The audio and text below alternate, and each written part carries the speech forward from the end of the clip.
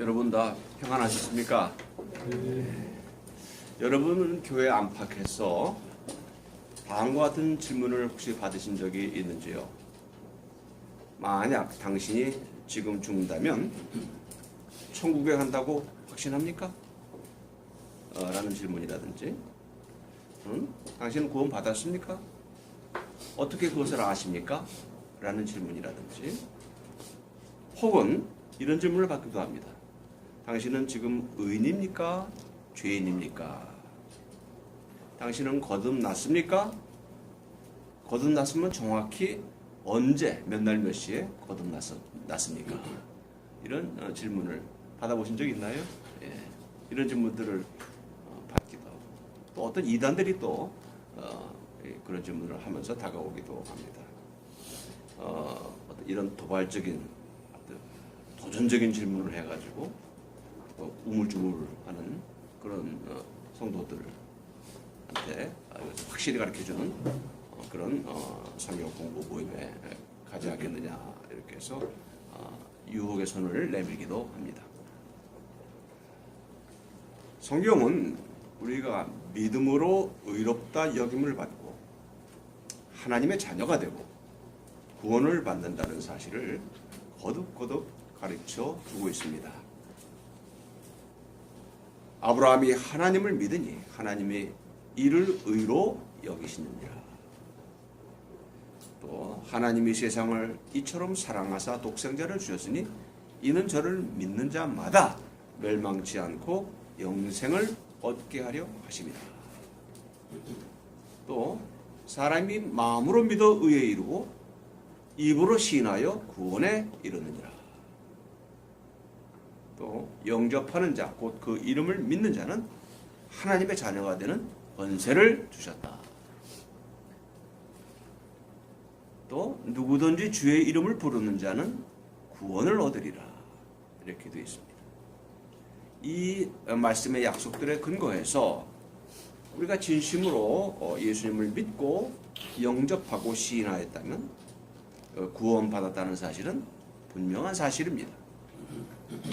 그리고 자신이 이렇게 구원받았다는 사실을 알고 구원받은 자답게 사는 것은 그것을 깨닫지 못한 채로 흔들리며 사는 것보다 훨씬 좋은 일입니다.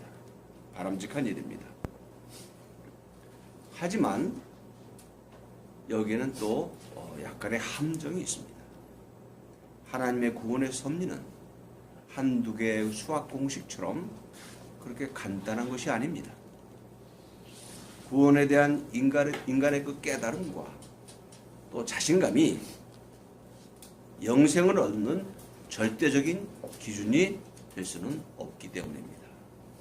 여러분, 주님의 말씀을 들어보십시오. 마태복음 7장에 나오는 말씀입니다. 나더러 주여 주여 하는 자마다 천국에 들어갈 것이 아니요 다만 하늘에 계신 내 아버지의 뜻대로 행하는 자라야 들어가리라. 그날에 많은 사람이 나더러 이르되 주여 주여 우리가 주의 이름으로 선지자 노릇하며 주의 이름으로 귀신을 쫓아내며 주의 이름으로 많은 권능을 행하지 아니하였나이까. 하지만 그때 내가 그들에게 밝히 말하되 내가 너희를 도무지 알지 못하니 불법을 행하는 자들아 내게서 떠나가라 하리라. 이 말씀대로 주의 이름으로 선지자 노릇하고요, 주의 이름으로 귀신을 쫓아내고 주의 이름으로 권능을 행했다면 자신들이 구원을 받았다고 나름대로 확신했던 사람입니다. 하지만 그런 자신감 넘치는 확신과는 상관없이 그들은 구원에 이르지 못한다. 이렇게 예수님이 말씀하셨습니다. 이 말씀은 구원의 확신이 귀중하긴 하지만 또는 유익하긴 하지만 이런 구원에 대한 확신이 때로는 착각이거나 자아도취일 수 있다는 경고의 말씀인 것입니다. 분명 인간은 믿음으로 구원받습니다. 그러나 그 믿음은 자기가 마음으로 믿었다고 인정하고 그렇게 생각하는 그런 믿음이 아니라 삶의 열매를 통해서 나타나는 믿음이라는 사실을 성경은 분명히 말하고 있습니다. 야고보서의 말씀대로 행함이 없는 믿음은 그 자체가 죽은 믿음이라는 말입니다. 그러니까 몇 년 몇 시에 내가 구원의 진리를 깨닫고 예수님을 영접했으니 그때 내가 거듭나고 내 구원이 확정되었다고 말하는 것은 자칫 하나님 앞에서 매우 맹랑하고 위험한 태도일 수가 있는 것입니다. 구원에 대한 결론은 자기 쪽에서 그 결론을 자기 쪽에서 내리려는 것은 결코 올바른 믿음, 올바른 확신이 아닙니다. 아울러 정확하게 언제 중생했는가, 언제 거듭났는가 묻는 것도 이치에 맞지 않는 질문입니다. 아기는 엄마 아빠가 알려주기 전까지는 자기가 어느 때 몇 날 몇 시에 시계를 보며 태어나는 아이는 없습니다. 영적으로 거듭나는 것도 마찬가지입니다. 때가 돼요. 하나님께서 알려주실 그 때가 돼야 아는 것입니다. 또한 이 영적인 차원의 날짜와 시간, 이 영적인 차원의 시간이라는 것은 우리가 지금 쓰고 있는 캘린더의 날짜와 시각으로 특정할 수 있는 것이 아닌 것입니다. 그렇다면 믿는 자들이 가져야 될 확신은 무엇일까요? 사실 구원의 확신이란 말은 굉장히 유익하고 은혜스러운 말이지만 아까 말씀드렸듯이 약간 위험성이 내포된 말씀입니다. 구원의 확신이란 말은 사실은 성경에 직접적으로 특정해서 한 번도 나온 적이 없습니다. The assurance of salvation. 이 성경 검색어를 아무리 찾아봐도 없어요. 이것은 성경의 전체적인 그 맥락에서 나온 2차 파생어입니다. 그래서 저는 구원의 확신보다는 더 중요한 것이 있다. 뭐냐? 구원자에 대한 확신이다. 이렇게 여러분에게 말씀드리는 것입니다. 잠깐 이해를 돕기 위해서 세상적인 예를 좀 들어볼까요? 여기 아주 부자인 아버지가 있고 아들 둘이 있습니다. 한 아들은 법에 의해서 아버지의 유산을 상속받을 것을 확신하고 있습니다. 이는 상속법과 상속받을 재산에 대한 확신입니다. 그런데 또 한 아들은 상속에 대한 그런 확신보다는 사랑하는 자식에게 유산을 상속시켜 주실 아버지의 인격을 확신하고 삽니다. 이것은 상속해 줄 분에 대한 확신입니다. 그렇다면 아버지의 입장에서 볼 때 어떤 확신이 더 바람직한 확신일까요? 이 둘은 같은 것 같지만 결코 같지 않습니다. 세상에는 유산 상속은 확신하면서도 상속해 줄 아버지에 대한 신뢰는 별로 없는 인간이 얼마나 많은지 모릅니다. 그런 사람들은 겉으로는 순종하는 것 같지만은 뒤에 가서는 딴짓을 할 수도 있습니다. 하지만 아버지의 인격을 확신하는 아들은 아버지 앞에서나 아버지 뒤에서나 아버지를 사랑합니다. 항상 아버지의 말씀을 따르고 아버지께 기쁨을 드리고 싶어 하는 것입니다. 영적인 상속, 즉 영생의 구원도 마찬가지입니다. 내가 몇 날 몇 시에 마음으로 믿었고 입술로 고백했으니 구원은 따놓은 당상이라고 확신하는 것이 아니라 나는 부족한 인간이지만은 모든 죄를 용서해 주시고 구원을 베푸시는 하나님, 바로 그 분을 확신하는 태도가 옳은 태도인 것입니다.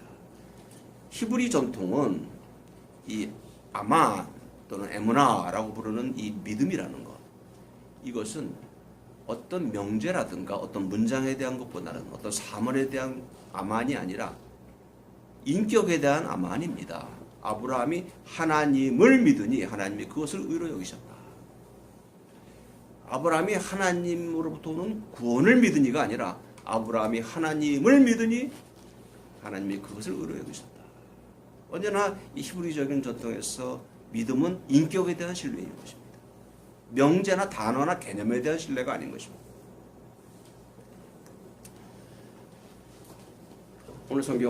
오늘 본문 성경은 이렇게 말씀하고 있습니다. 또 증거는 이것이니 하나님이 우리에게 영생을 주신 것과 이 생명이 그의 아들 안에 있는 그것이니라. 아들이 있는 자에게는 생명이 있고 하나님의 아들이 없는 자에게는 생명이 없느니라. 내가 하나님의 아들의 이름을 믿는 너희에게 이것을 쓰는 것은 너희로 하여금 너희에게 영생이 있음을 알게 하려 함이라. 요한일서 5장 11절로 13절 말씀입니다. 어떤 선교단체에서는 이 말씀을 다음과 같은 동작으로 설명을 해서 구원의 확신을 갖도록 도와주려고 합니다. 애쓰고 있습니다. 이게 하나님의 아들이라고 그러죠. 또 펜이 영생이라고 부르겠습니다. 그래서 이 말씀을 제가 한번 동작으로 설명해 보겠습니다. 또 증거는 이것이니 하나님이 우리에게 영생을 주신 거고 이 생명이 그의 아들 안에 있는 그것이니라. 아들이 있는 자에게는 생명이 있고 하나님의 아들이 없는 자에게는 생명이 없느니라. 내가 하나님의 아들의 이름을 믿는 너희에게 이것을 쓰는 것은 너희로 하여금 너희에게 영생이 있음을 알게 하려 함이라. 그러니까 영생이 있다는 것을 확신하시려면 이 말씀대로 아들이 있으면, 예수님이 마음에 있으면, 영접하면 영생이 따라오는 것이고 아들이 없으면 생명이 없는 것입니다. 그러므로 형제가 예수님을 마음에 영접하셨다면 분명히 영생이 있는 것입니다. 그래서 확신하십시오. 이렇게 설명합니다. 아주 인상적인 설명입니다. 그러나 여기서 조금 더 우리가 깊이 생각해 볼 바가 있습니다. 여기서 아들이 있는 자에게는 생명이 있다. 이때 아들이 있다. 이 헬라 말로 에호라는 말이에요. 에호. 이건 have, 가지다는 말이에요. 아들을 가졌다. 아들을 모셨다. 심지어는 에호는 아들과 결혼했다. 이런 말도 있어요. 이것은 무슨 말이냐면 그냥 예수라는 이름을 내 마음속에 지니고 있다는 것이 아니라 예수 그리스도와 연합된 관계성 속에 있다는 것입니다. 거의 결혼관계와 같은 그런 연합된 관계성 속에 있다. 예수님도 말씀하셨죠. 요한복음에서 내가 너희 안에 너희가 내 안에 있으면 너희가 열매를 맺으리라. 내가 아버지 안에 아버지께서 내 안에 계신 것처럼 너희가 내 안에 내가 너희 안에 상호 내주의 연합적인 관계 이것입니다. 그러므로 아들이 있는 자에게는 영생이 있다는 말은 예수 그리스도와 지금 인격적인 연합 관계성 속에 있는 사람에게는 자연히 영생이 있다. 내가 요한일서 저자가 이것을 쓰는 것은 너희들로 하여금 그 사실을 알고 너희에게 영생이 있다는 사실을 알게 하려 함이라. 기노스코 이것은 체험하게 함이라. 그 영생을 체험하게 해주기 위함이다. 이 말씀입니다. 그러므로 우리가 구원의 확신, 영생의 확신 이것의 근거가 되는 예수 그리스도를 가졌다. 아들이 있다 할 때 그 있다는 것 단순히 이것은 내가 그냥 어떤 그 예수 그리스도와 하나님에 대한 교리적인 가르침에 동의하거나 그것을 수용하는 것과는 차원이 다른 문제인 것입니다. 인격적인 연합적인 관계 속에 있어야 되는 것입니다. 우리가 교리적인 차원에서 볼 때도 성경에서 말하는 구원, 이 솔베이션은 단지 죄사함의 구원뿐만이 아닙니다. 이것은 거듭난 이후의 성화, 그리고 예수 그리스도의 재림과 함께 맡게 될 영화의 구원까지 포괄하는 통합적인 개념입니다. 그래서 어떤 책에서는 우리의 구원을 세 가지 개념으로 포괄적으로 말하고 있습니다. 하나는 나는 예수님으로 말미암아 죄의 형벌로부터 구원받았습니다. Penalty of sin, 죄의 형벌로부터 구원받았습니다. 이것은 과거적인 진술입니다. 그리고 현재 나는 죄의 권세로부터 구원받아가고 있습니다. Power of sin. 죄의 권세로부터 구원받아가고 있습니다. 이것은 현재적인 진술입니다. 그리고 나는 장차 죄의 존재로부터 구원받게 될 것입니다. The existence of sin 또는 being of sin. 죄의 존재로부터 구원받게 될 것입니다. 그러니까 이 구원이라는 것은 통합적인 개념. 죄의 형벌로부터, 죄의 권세로부터, 죄의 형벌로부터 구원받았고, 죄의 권세로부터는 구원받아가고 있고, 죄의 존재로부터 구원받게 될 것이다. 그래서 죄의 형벌로부터 구원받는 과정을 굳이 말하라면 칭의라고 말할 수 있고, 죄의 권세로부터 구원받아가는 과정은 성화라고 말할 수 있고, 죄의 존재로부터 구원받는 사건을 영화라 이렇게 부를 수가 있습니다. 우리가 이런 완벽한 구원은 아직 우리에게 성취되지 않았습니다. 우리는 구원 받았지만 동시에 구원을 이루어가고 있습니다. 그래서 베드로 사도가 그래서 너희의 구원을 이루라고 했잖아요. 구원을 받았는데 구원을 또 이루라고 하셨어요. 구원은 사건적이지만 동시에 과정적입니다. 그래서 우리는 지금 현재 믿음으로 죄의 세력과 싸우고 있는 것입니다. 그러므로 누군가가 다가와서 대건 구원 받으셨습니까? 라고 묻는다면 다음과 같이 분명히 대답하는 것이 어떨까 생각합니다. 예, 저는 예수 그리스도를 통해서 죄 사함의 구원을 베푸시고 죄의 세력으로부터 구원해 가시며 죄의 존재로부터 저를 영원히 구원해 주실 구원자 하나님을 믿습니다. 구원자 하나님을 확증합니다. 여기 시한 구조를 소개하면서 말씀을 맺고자 합니다. 우리 잘 알고 있는 구상이라는 시인의 오늘이라는 시 중에 나오는 한 구절입니다. 그래서 나는 죽고 나서부터가 아니라 오늘서부터 영원을 살아야 하고 영원에 합당한 삶을 살아야 한다. 바로 이것이 올바른 구원관을 갖고 있는 사람의 태도다. 기도하시겠습니다.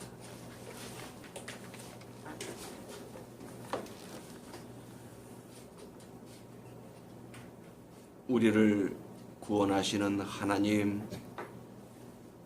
오직 당신의 사랑과 당신의 신실하심과 당신의 자비로우심과 당신의 구원의 능력을 믿습니다. 감사합니다. 우리 주 예수 그리스도의 이름으로 기도드립니다. 아멘.